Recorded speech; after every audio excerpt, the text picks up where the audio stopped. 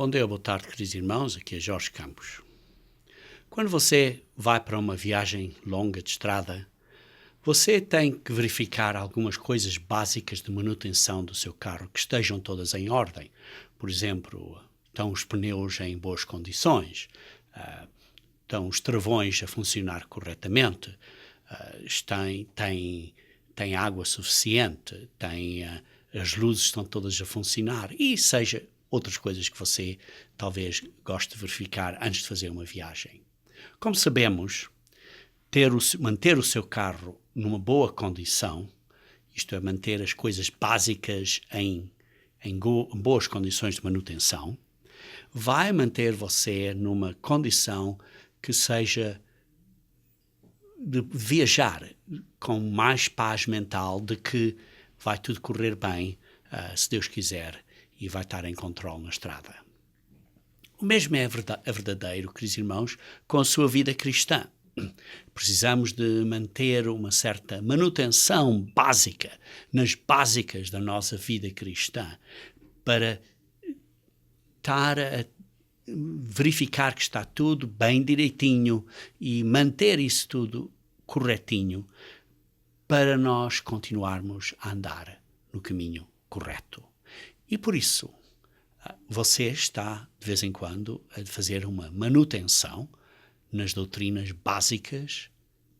Isso é bom você fazer isso de vez em quando. Você sabe onde ver as doutrinas básicas, onde é que estão as doutrinas básicas definidas na Bíblia. Queridos irmãos, hoje eu quero falar acerca do ponto de partida das doutrinas básicas cristãs. E então vamos ver essas doutrinas básicas cristãs, ver principalmente o ponto de partida. Ora, em que livro da Bíblia é que você deve voltar para ver onde estão as doutrinas básicas? Você sabe? Um bom exemplo é, por exemplo, em Hebreus, capítulos 5 e 6, particularmente capítulo 6. Mas vamos agora começar no capítulo 5 de Hebreus, começar a ler do versículo 5. Diz assim: assim também Cristo a si mesmo não se glorificou para se tornar sumo sacerdote, mas o glorificou aquele que lhe disse: tu és meu filho, eu hoje te gerei. Foi o Pai que o glorificou. Foi o Pai que glorificou a Jesus Cristo. Como em outro lugar também diz: tu és sacerdote para sempre, segundo a ordem de Melquisedeque. Ele, Jesus, nos dias da sua carne, tendo oferecido com forte clamor e lágrimas, orações e súplicas a quem o podia livrar da morte. E, queridos irmãos, ele teve uma morte muito difícil. Uma morte que, digamos assim, que foi pior que simplesmente ser crucificado. Porque ele não foi só crucificado, como por exemplo, os ladrões eram, mas ele também foi espancado antes. E por isso teve uma morte mais difícil. Mas continuando a ler assim, diz: a quem o podia livrar da morte e tendo sido ouvido por causa da sua piedade. Foi ouvido. Embora sendo filho, aprendeu obediência pelas coisas que sofreu. E tendo sido aperfeiçoado, tornou-se o autor da salvação. Ele é o autor da salvação eterna para todos os que lhe obedecem. Aqui está um ponto importante. Precisamos de obedecer a Deus, a Cristo, aos seus ensinos, às doutrinas básicas cristãs, aos princípios básicos que Deus nos dá. Queridos irmãos, não é só uma questão de acreditar em Cristo. Precisamos de acreditar nele e obedecer a ele. Isso é muito importante. Isso é muito importante. Então, continuando a ler no versículo 10, tendo sido nomeado por Deus sumo sacerdote segundo a ordem de Melquisedeque. Por que é que ele está a falar disto aqui? Está a falar aqui aos hebreus, porque os hebreus eram uma congregação em Jerusalém. Era uma congregação que tinham provavelmente ouvido Jesus Cristo quando ele esteve na terra, como ser humano. tinham provavelmente visto Cristo curar pessoas. Uma congregação que devia ser um exemplo para as outras todas. Mas diz aqui, a esse respeito, temos muitas coisas a dizer e coisas difíceis a explicar, porquanto vós tendes tornado tardios em ouvir. Vocês se tornam tardios em ouvir. Porquê? Porquê? Porquê que estavam a ficar tardios em ouvir? É como se dizer, olhem, a vossa vida não está a manter passo, não está a manter o ritmo com as doutrinas e a exortação que são dadas a vocês, porque, embora vocês foram muito claramente chamadas para o caminho cristão, embora vocês foram bem explicados o caminho, vocês foram explicados exatamente como proceder nesse caminho e as benções que receberiam de seguirem esse caminho. E embora isso tudo, vocês não estão a fazer o esforço para se manterem nesse caminho. Estão a andar para trás. Sim, estão a aprender muitas coisas, mas não estão a vir ao completo entendimento da verdade. E esse era o problema que os hebreus estavam a andar para trás. Como é que eles podiam andar para trás? Estavam a andar para trás para o que queriam, isto é, seguindo as instruções cerimoniais, rituais, levíticas, em vez de estarem a pensar que agora tinham, e a entender e compreender e praticar que agora tinham um sacerdote da ordem de Melquisedeque. E por isso, este sacerdote, que é Jesus Cristo, que sofreu por nós, esse era o fim dessas leis rituais. Essas leis rituais simplesmente apontavam para Cristo. Essas cerimónias simplesmente apontavam para Cristo. E eles estavam a querer voltar a andar para trás. Estavam a andar para trás. Estavam a perder o primeiro amor que representava o significado de que tinham sido reconciliados de graça por Jesus Cristo. Estavam a andar para trás. E por isso, diz assim no versículo 12, pois com efeito, quando devias ser mestres, atendendo ao tempo decorrido, sim, porque têm estado na igreja há mais de 30 e tal anos, quase 40 anos, tendes novamente necessidade de que alguém vos ensine. De novo, quais são os princípios elementares dos oráculos de Deus. Vocês precisam que alguém vos esteja a ensinar as doutrinas básicas dos oráculos de Deus. E que são os oráculos de Deus? É o que Deus nos ensina através da Bíblia. Tudo o que Deus nos ensina que nós devemos de praticar de acordo com esse ensinamento, o qual inclui, está claro, os ensinamentos de Jesus Cristo, que são amplificações, digamos assim, do Antigo Testamento. Depois continua assim. Ora, aquele que se alimenta de leite é inexperiente da palavra de justiça, porque é criança. É inexperiente da palavra da justiça. O que é a palavra da justiça?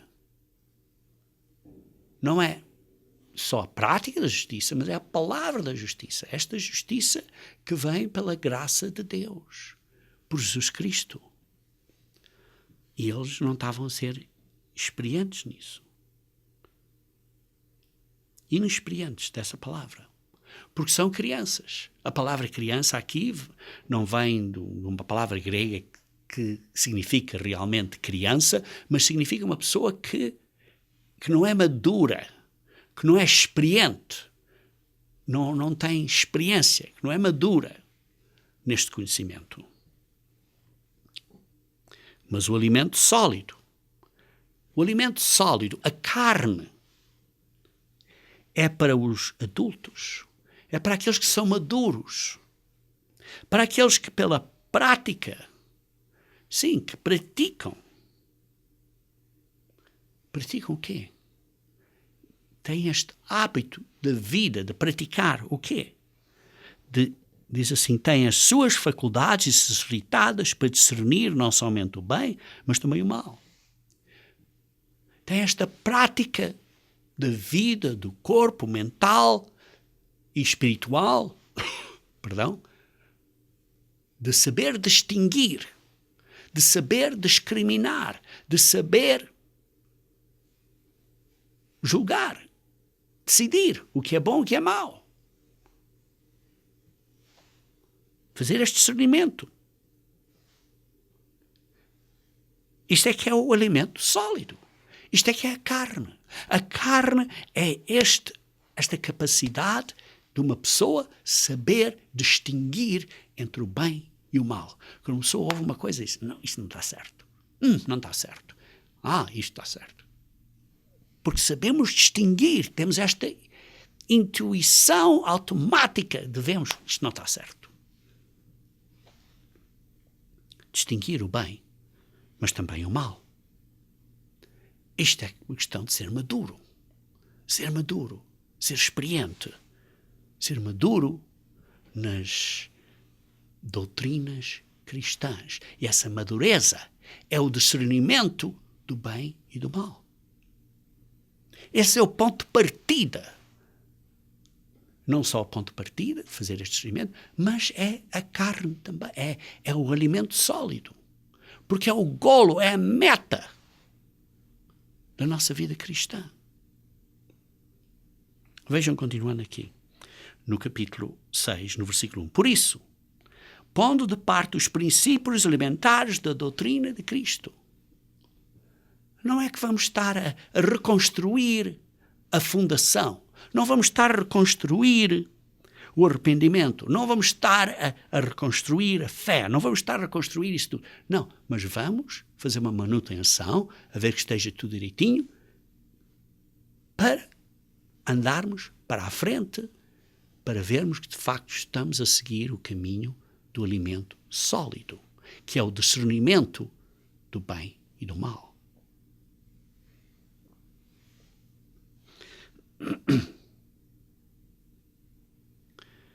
Queridos irmãos, isto é importante. Vejamos então, continuando a ler aqui no versículo 1. Por isso, pondo de parte os princípios elementares da doutrina de Cristo, deixemos-nos levar para o que é perfeito. Vamos andar para o que é perfeito. Não lançando de novo o fundamento, a base. E aqui estão as doutrinas básicas. O arrependimento de obras mortas, da fé em Cristo, o ensino dos batismos, a imposição das mãos, da ressurreição dos mortos e do juízo eterno. A base das doutrinas é que precisamos nos arrepender de obras mortas. Precisamos depois de ter fé. Fé em Deus, fé em Cristo. Depois, precisamos fazer o compromisso, através do batismo. O compromisso de que vamos viver uma vida nova. Depois, através da oração do ministro de Deus, pela imposição das mãos, recebemos o Espírito Santo dele, e esse Espírito Santo nos ajuda, nos dá a ajuda, nos dá a força, a mentalidade de Deus, a força de vencer. E precisamos então vencer até ao fim, porque sozinhos não conseguimos. Ao fim, é até à morte, ou à vinda de Cristo, qual deles venha primeiro, e depois então vai haver a ressurreição dos mortos. E nessa ressurreição dos mortos, esperamos que nos arrependemos e estamos a praticar e comprometemos e a viver até ao fim do caminho correto para recebermos a ressurreição, a primeira ressurreição, que é a ressurreição da vida. Porque sabemos que há um juízo que é eterno, do qual o resultado, o castigo ou a recompensa são eternas. Isso faremos se Deus permitir. Queridos irmãos, aqui vimos então o que é o leite. O que é o leite? O que é as coisas básicas. E também vemos que o alimento sólido é estas faculdades de praticar, de exercer, de distinguir, de separar, de discernir o bem do mal. E depois, o resto do livro dos Hebreus é acerca desta carne, deste alimento sólido. Queridos irmãos, nós não vamos e nós não estamos a, digamos assim, a lançar de novo a fundação. Mas é bom, de vez em quando, fazer uma manutenção e verificar que as coisas básicas estão em boas condições. Verificar que as fundações estão sólidas e estão bem direitinhas. Porque o verdadeiro cristianismo é muito mais do que simplesmente vir à igreja ou vir ao culto. É uma prática de discernir entre o bem e o mal de dia a dia. Esse é o começo. Esse é o começo do Evangelho. O Evangelho que Jesus Cristo trouxe. Qual é o Evangelho que Jesus Cristo trouxe? Vejam comigo, se faz favor, em Marcos, capítulo 1. Mantenham aí um dedo em Hebreus, porque vamos voltar a isso, a Hebreus daqui a pouco. Mas vejam comigo em Marcos, capítulo 1. Marcos, capítulo 1, versículo 1. O princípio do Evangelho de Jesus Cristo, Filho de Deus. O princípio, o começo do Evangelho. O ponto de partida do Evangelho. Qual é esse ponto de partida? Vejam aqui no versículo 14 e 15. Depois de João Batista ter sido preso, foi Jesus para a Galileia pregando o Evangelho do reino de Deus. E qual foi esse Evangelho? Dizendo: o tempo está cumprido e o reino de Deus está próximo. Arrependei-vos e crede na boa nova, no Evangelho. Arrependei-vos. O princípio deste Evangelho é o arrependimento. Este arrependimento precisamos distinguir o que é certo e errado. É o começo, mas além disso também, esse discernimento constante é o alimento sólido.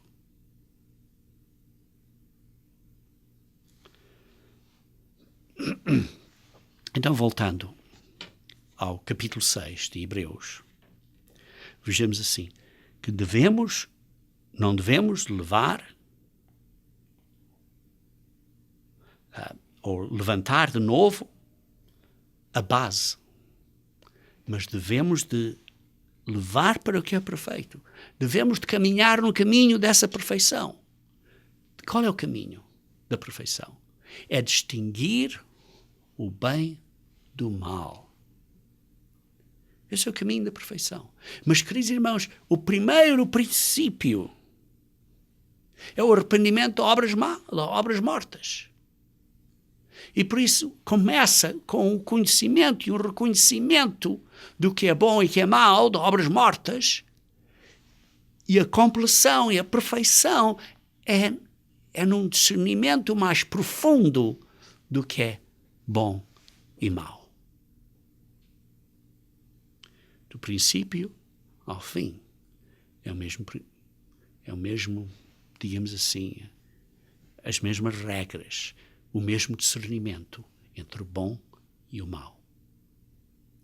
Começa com o discernimento entre o que é bom e mau e acaba com o discernimento do que é bom e mau, contínuo por esta prática deste discernimento. Vejamos então, ao início, quando Deus criou Adão e a Eva primeiro, ao início da Torá, da lei, em Gênesis capítulo 2, versículo 7, Gênesis capítulo 2, versículo 7.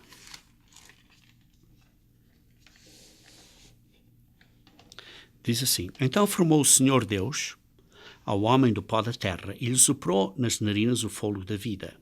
E o homem passou a ser alma vivente. Passou a ser um ser vivo. Notem que é uma alma vivente. É um ser vivo. Não diz que passou a ter uma alma, que é coisa diferente. Passou a ser alma vivente. E continuando. E plantou o Senhor Deus um jardim no Éden, na direção do Oriente. E pôs nele o homem que havia formado. Do solo fez o Senhor Deus brotar toda sorte de árvores agradáveis à vista e boas para alimento, e também a árvore da vida, no meio do jardim, e a árvore do conhecimento do bem e do mal. Pôs duas árvores, a árvore da vida e a árvore do conhecimento do bem e do mal. A árvore da vida, isto é, a árvore em que Deus nos dá o conhecimento do que é o bem e o que é o mal, e nós temos fé nele, acreditamos nele e seguimos a sua guia. Ou a árvore em que nós decidimos por nós próprios o que é bom e o que é mau, e o resultado final dessa decisão é a morte. Por isso é uma questão de vida ou morte.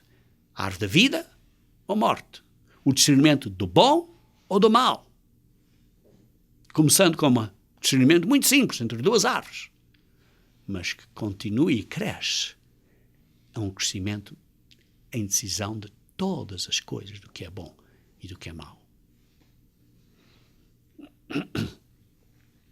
Vejam também no versículo 15, diz assim: Tomou, pois, o Senhor Deus ao homem e o colocou no jardim do Éden para cultivar e guardar, e o Senhor Deus lhe deu esta ordem: de toda a árvore do jardim comerás livremente, mas da árvore do conhecimento do bem e do mal não comerás. Porque no dia que dela comeres, certamente morrerás. Certamente morrerás. Isto é a árvore da morte.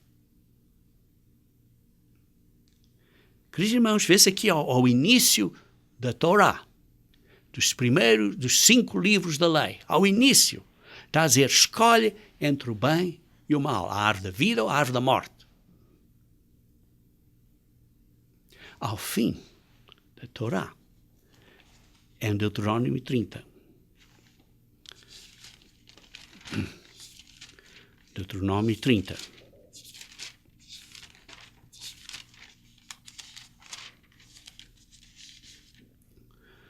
Começando no versículo 15. Vê que proponho hoje a vida e o bem,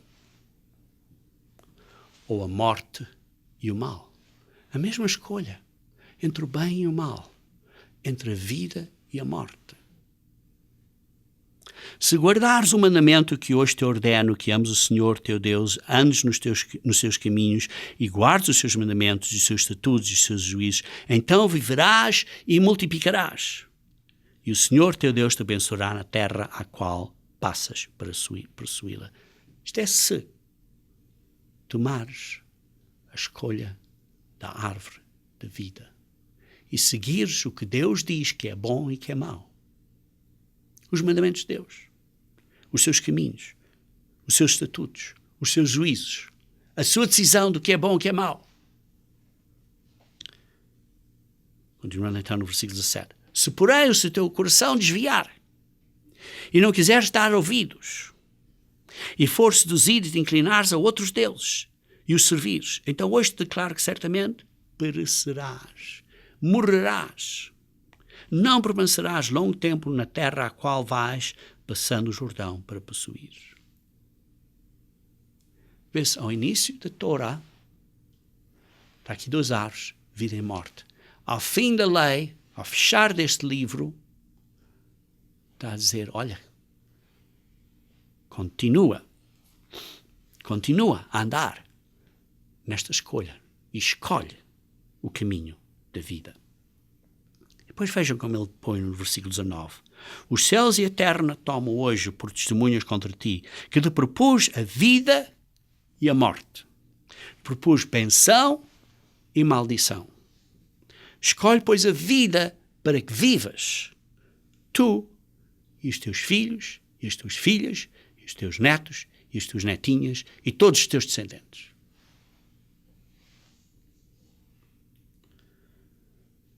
Amando o Senhor teu Deus, dando ouvidos à sua voz e apegando-te a Ele, pois disto depende a tua vida e a tua longevidade. Queridos irmãos, o princípio é muito básico. O princípio é muito básico. Este princípio da doutrina de Deus, da doutrina de Cristo, é discernir entre o bem e o mal. A Bíblia inteira fala acerca disso. É um ensino contínuo do início até ao fim da Bíblia. Não muda. Não muda. Vê-se a árvore da vida e a árvore da morte ao início da Bíblia e vê-se ao fim da Bíblia a árvore da vida que se mantém aí. No meio da Bíblia, por exemplo, em Provérbios. Lê-se aí em Provérbios, capítulo 11. Provérbios, capítulo 11, versículo 19. Provérbios 11, versículo 19.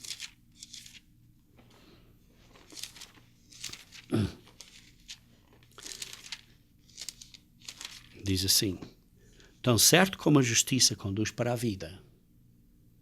A justiça, fazer o que é certo, fazer o que é justo, fazer o que é bom, conduz à vida. Assim, o que segue o mal para a sua morte o faz. E, queridos irmãos, não é que você decida entre o que é bom e mau, porque quando você tenta decidir o que é bom e mau, isso é o caminho da morte. Você tem que acreditar em Deus, que Ele está a dizer a você o que é bom e o que é mau. Até os profetas dizem isso. Aqui está a profecia em Isaías, capítulo 1. Isaías, capítulo 1.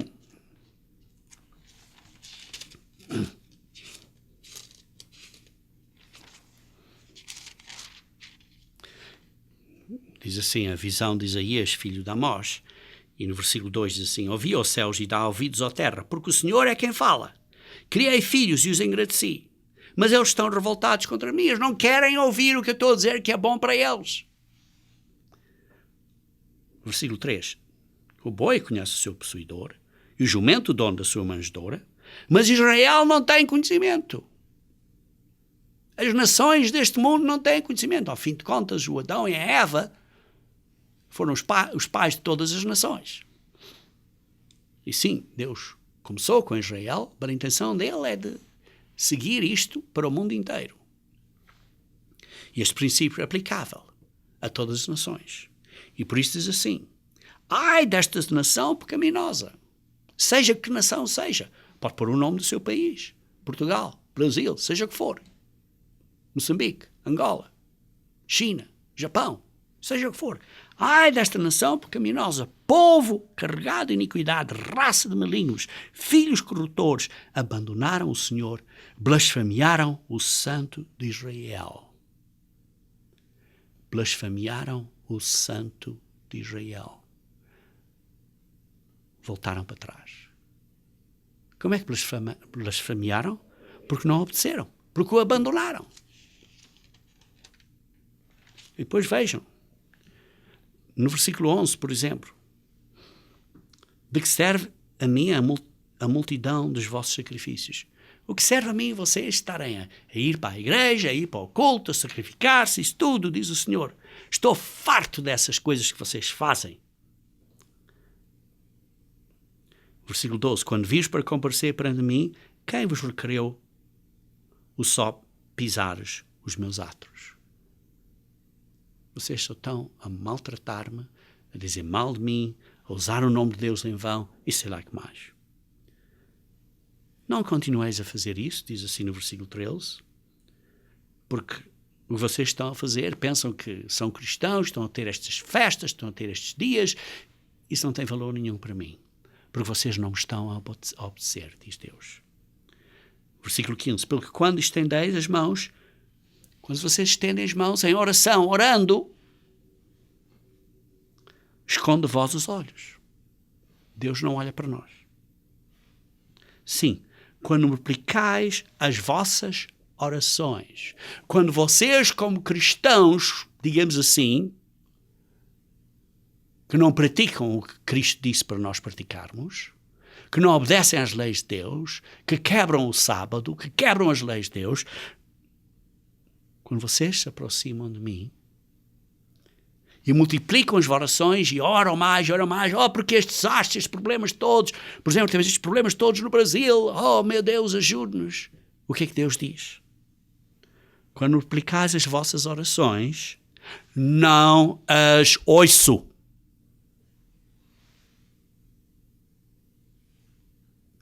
Deus não está a ouvir as nossas orações. Porquê? Porque as vossas mãos estão cheias de sangue. Estão cheias de sangue. Precisamos de ter cuidado e olhar bem para dentro de nós e ver, estamos a discernir o bem do mal na nossa vida? Lavai-vos, purificai-vos, tirai a maldade, tirai o mal de vossos atos diante dos meus olhos. Cessai de fazer o mal. Aprendam o bem.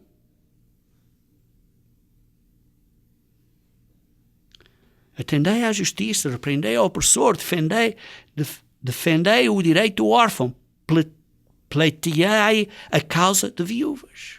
Façam o que é certo.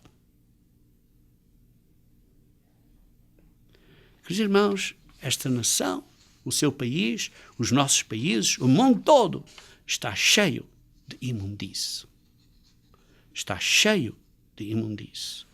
E nós temos que chegar ao ponto de reconhecer que precisamos de nos arrepender. E só Deus é que nos pode abrir a mente, através da graça dele, para termos o verdadeiro arrependimento. Como lemos em Romanos 2, versículo 4. Porque, ao fim de contas, o nosso coração é enganoso. O nosso coração é maldoso. Vejam comigo, se faz favor, em Jeremias 17. Jeremias 17, versículo 9 e 10. Enganoso é o coração, mais do que todas as coisas, e desesperadamente corrupto. Queridos irmãos, o teu coração e o meu coração, por si próprio, é enganoso e é desesperadamente corrupto. Quem conhecerá? Eu, o Senhor, esquadrinho o coração do povo. Eu provo os pensamentos. E isto para dar a cada um segundo o seu proceder, segundo o fruto das suas ações. Queridos irmãos, precisamos de reconhecer entre o bem e o mal. Precisamos de reconhecer isto muito claro. Como diz em Tiago 5, versículo 9, o juiz está à porta. O tempo é curto. E precisamos de obedecer à lei espiritual de Deus. Leiam comigo, se faz favor, em Romanos capítulo 6. Romanos capítulo 6.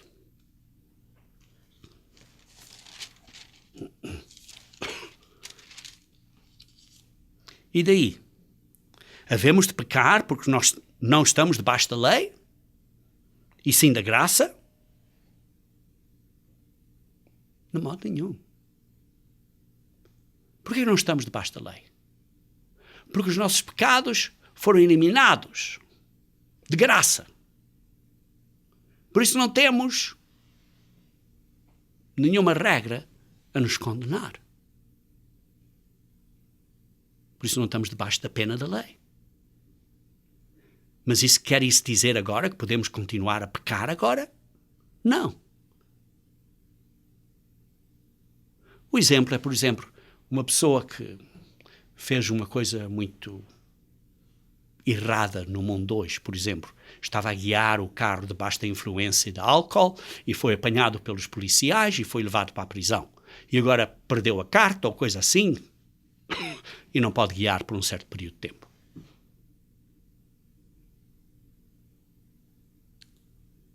Agora, ele estar a guiar sem estar debaixo da influência de álcool, ou de vinho, ou de bebidas, ou seja que for, de bebidas alcoólicas, e se vai pagar a multa? Não.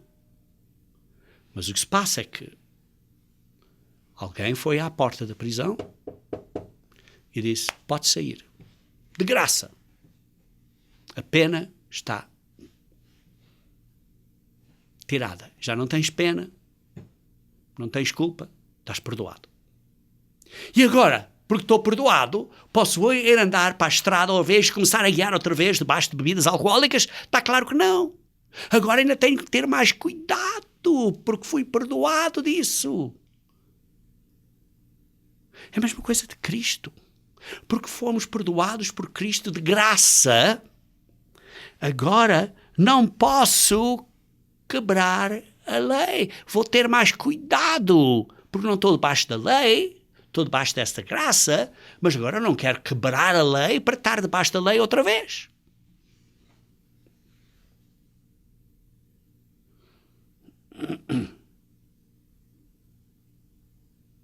Não sabeis, versículo 16, que daquele a quem vos ofereceis como servos para obediência, desse mesmo a quem obedeceis, pois sois servos. Se pelo pecado, se vocês continuam a pecar, então para a morte,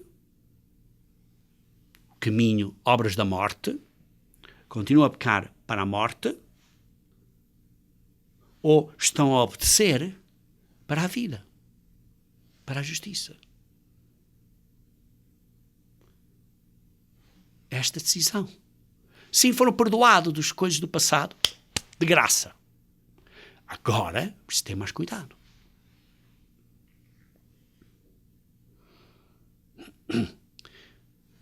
Vejam como diz no versículo 23. Porque o salário do pecado é a morte. O salário do pecado é a morte. Mas o dom gratuito, não é um salário, é um dom, é de graça, gratuito, de Deus é a vida eterna. Mas agora que fomos perdoados, não podemos agora continuar a pecar, porque vamos então ter o salário da morte outra vez. E o Cristo não morre 2 vezes por nós.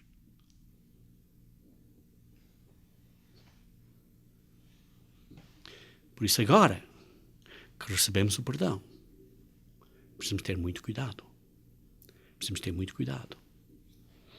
O que se passa, queridos irmãos, é o seguinte. Existe uma guerra dentro de nós.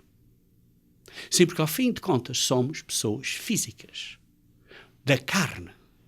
E há uma certa, digamos assim, inclinação natural, uma tendência natural para as coisas da carne.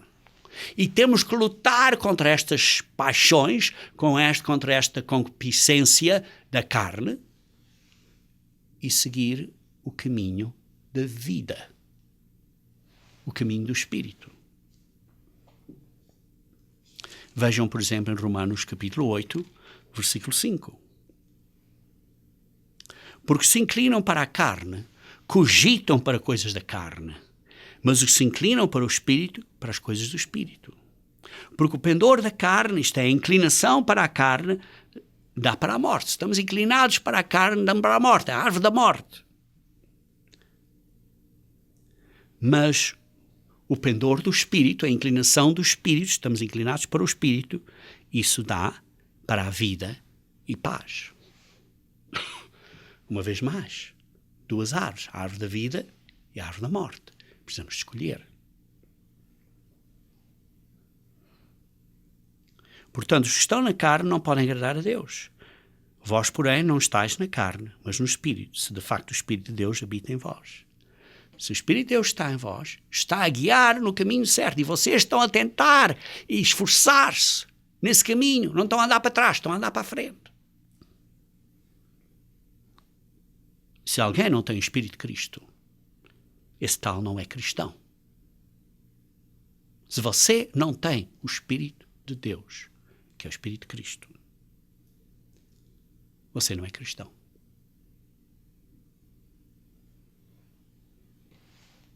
Queridos irmãos, existe uma luta. Existe uma luta. Então, quais são as coisas da carne? As atrações, as inclinações, os pendores da carne? Paulo os descreve em Gálatas. Gálatas, capítulo 5. Vamos começar a ler do versículo 16. Digo, porém, andai no Espírito, e jamais satisfareis a concupiscência da carne. Porque a carne milita, luta contra o Espírito. Há esta guerra, esta milita, esta batalha mental. E o Espírito contra a carne, porque são opostos entre si, para que não faças o que porventura seja o vosso querer. O nosso desejo físico, às vezes, é certas coisas pecaminosas, e temos que vencer essas inclinação, vencer e seguir o caminho e estarmos inclinados para o Espírito. Isto é uma coisa mental, começa na mente, que é, precisamos de exercer esse hábito de discernir estas coisas imediatamente e pôr isso em prática na nossa vida.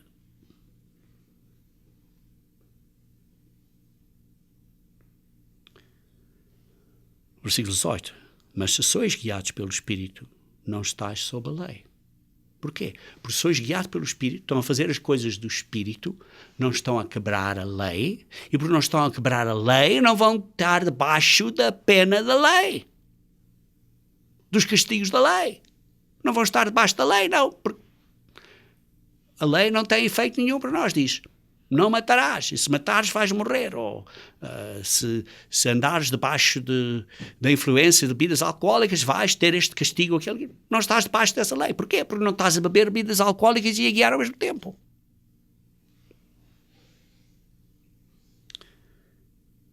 Versículo 19. Ora, as obras da carne são conhecidas e são prostituição, impureza, lascívia. São coisas de impureza, de paixões carnais. E depois, idolatria e feitiçarias. São coisas contra Deus. Qualquer coisa que você faça contra Deus. Qualquer coisa que você faça contra os mandamentos ou as instruções do que é bom para o seu corpo. Por exemplo, pode ser até fumar. Fumar é contra desobedecer, é pôr algo à frente de Deus. E é um pecado. Esse fumo torna-se um ídolo. E há várias coisas que podem ser ídolos nesta idade moderna. Qualquer coisa que ponhas à frente de Deus, ou que ponhas em primeiro lugar à frente de Deus, será um ídolo. E depois, em terceiro lugar, fala acerca de coisas de ódios e relacionamentos com outras pessoas. Por exemplo, com inimizades, porfias, ciúmes, iras, discórdias,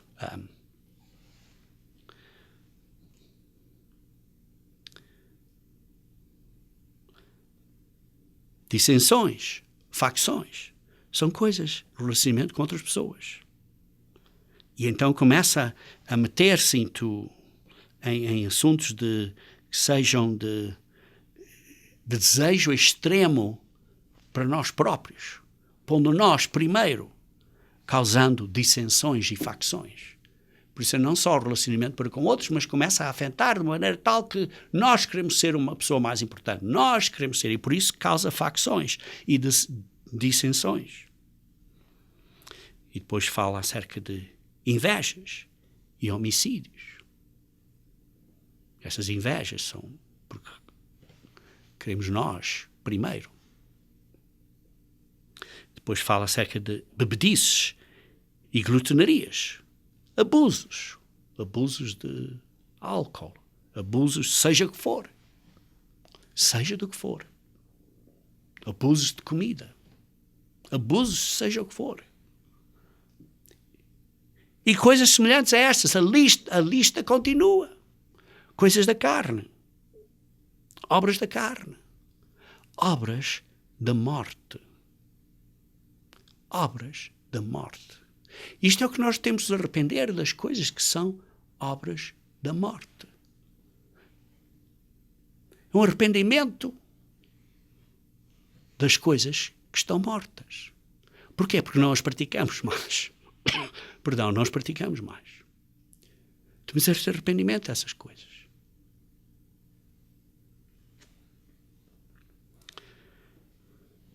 A respeito das quais eu vos declaro, como já outrora vos preveni, que não herdarão o reino de Deus os que tais coisas praticam. É uma questão de praticarem, é um ato de prática. Não é simplesmente um erro uma vez e pronto, mas é uma vida, uma prática desse caminho. E os que praticam esse caminho não vão herdar o reino de Deus. Essas são as coisas da carne. Temos esta luta entre as coisas da carne, que são para a morte, e as características do Espírito. Quais são as características do Espírito? Aqui descreve 9. Em 3 grupos. O primeiro grupo são, assim, características que são, digamos assim, mais exteriores, que se representam para com Deus e para com outras pessoas, mas mais externas. Como, por exemplo, o amor, a alegria e a paz. Está claro, pode ser paz mental também, mas se revela na maneira como falamos com outros, conversamos com outros. É uma paz. Vê-se que uma pessoa tem paz. Uma pessoa está alegre, está contente. Uma pessoa tem carinho e amor para com outros. É digamos assim, uma parte destas características que são características básicas cristãs para com Deus e para com outros. Depois dá digamos assim, um segundo grupo de características que são mais acerca do relacionamento entre pessoas. Um relacionamento entre nós e outras. E essas características são a longanimidade, isto é, sermos pacientes, benignidade e a bondade. Uma benignidade, que é uma certa amabilidade, uma certa delicadeza, e uma bondade. São características quando falamos com outras pessoas, quando convivemos com outras pessoas, como vê-se essa paciência, benignidade e bondade. E depois tens o terceiro grupo, são características mais, digamos assim, pessoais, internas, dentro de nós, que é a fidelidade, sermos fiéis, esta fidelidade que vem de fé, que somos fiéis, que se mantemos leais, a mansidão, que é, digamos assim, uma atitude ensinável, baseada em humildade. Somos humildes, somos ensináveis, somos gentiles para com outros e somos mansos, somos ensináveis. E domínio próprio, isto é, uma força de vontade que vamos fazer e vamos fazer. Temos este domínio próprio. Controlamos a nós próprios. Com a ajuda do Espírito Santo. São parte do fruto do Espírito de Deus. E por isso há uma luta entre estas obras da carne que conduzem à morte, e estas características do Espírito que conduzem à vida.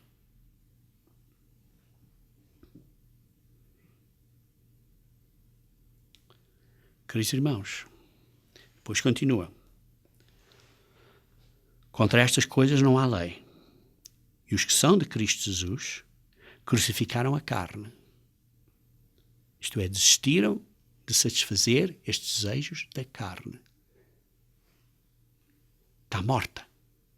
São obras mortas. Obras mortas.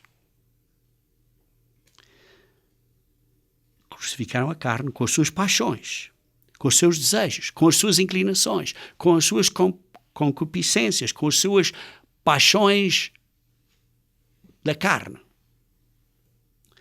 25. Se vivemos no Espírito, andemos também no Espírito. Não nos deixemos possuir de vanglória. Olha, eu sou o mais importante. Não, porque tudo começa nesta humildade e mansidão. Ponto central das características de nós próprios. Humildade e mansidão. Não nos deixemos possuir de vanglória, provocando uns aos outros, tendo inveja uns dos outros.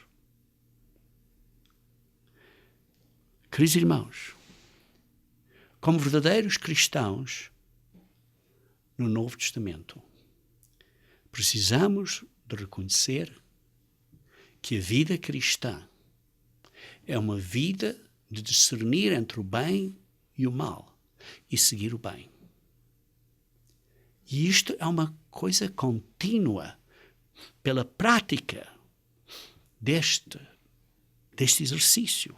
Como lemos em Hebreus, capítulo 5, deixe-me ler de novo, Hebreus capítulo 5, para sublinhar exatamente o que diz, para ler como diz assim que pela prática, tem as suas faculdades exercitadas para discernir. Queridos irmãos, pela prática temos as nossas faculdades, as nossas mentalidades, as emoções exercitadas para discernir não só o bem, mas o mal também. E praticar isto diariamente na nossa vida. E isto vale a pena? E isto vale a pena? Sim, vale a pena, queridos irmãos. Leiam em Romanos capítulo 8. Romanos capítulo 8, versículo 11. Diz assim: se habita em vós o Espírito daquele que ressuscitou a Jesus dentre os mortos, esse mesmo que ressuscitou a Cristo dentre os mortos, que é o Pai, que ressuscitou através do poder do Espírito, esse Espírito que o Pai usou para ressuscitar Jesus Cristo, e o Pai, através de Jesus, depois nos ressuscita a nós com o poder do Espírito Santo. Esse mesmo que ressuscitou a Cristo dentre os mortos, vivificará também o nosso corpo mortal por meio do seu Espírito que em vós habita. Queridos irmãos, assim, pois, irmãos, somos devedores, não à carne, como se constrangidos viver segundo a carne.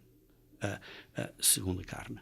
Porque se viveres segundo a carne, caminhais para a morte. Se vais no caminho da carne, vais para o caminho da morte. Mas pelo Espírito, mortificares os feitos do corpo e vais no caminho do Espírito, certamente vivereis. Queridos irmãos, veem esta decisão entre a vida e a morte? É uma decisão de vida ou morte. Pois todos que são guiados pelo Espírito de Deus são filhos de Deus. Porque não recebeste o espírito de escravidão para viveres outra vez atemorizados, mas recebeste o espírito de filiação, baseados no qual clamamos Abba Pai. O próprio Espírito testifica com o nosso espírito que somos filhos de Deus. Ora, se somos filhos, também herdeiros, herdeiros de Deus.